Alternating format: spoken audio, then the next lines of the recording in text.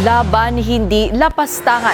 Yan daw ang ibig sabihin ng LSI ni late Senator Ninoy Aquino. Giit ng grupong Atom, delulu si Senador Alan Peter Cayetano sa paggamit ng simbolo. Nagbabalik si Hannity para sa detalye. Delulu o delusion kung tawagin ng August 21 Movement o Atom ang pag-uugnay ni Senator Alan Peter Cayetano sa kanilang Senate struggle sa pakikibaka ni dating Senador Ninoy Aquino laban sa Marcos dictatorship. Pagbatikos ng Atom, ang pakikibaka raw ni Ninoy ay laban sa pasismo, korupsyon at kawalan ng pananagutan.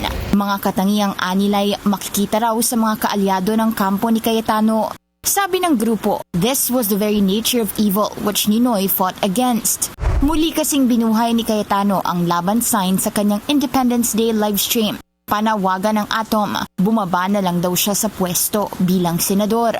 Sa termino ni Cayetano bilang Senate Chief nangyari ang barilan sa Senado na kalaunay humantong sa paglabas ng Senate premises ni Senador Bato de la Rosa sa gitna ng ICC warrant laban sa kanya.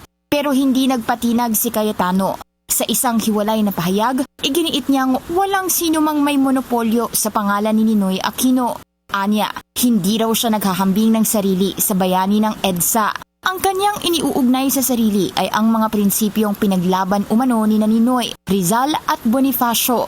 Para kay Cayetano, ang tanong ay hindi kung sino ang may karapatang gamitin ang pangalan ni Ninoy, kundi kung sino ang handa pa ring ipaglaban ang katotohanan. Ang Cayetano camp umano ay patuloy na lumalaban sa investigasyon sa flood control scandal at sa kanilang panawagan para sa isang malayang Senado. Para sa Agenda Weekend, Hannah Tia, Billionaire News Channel.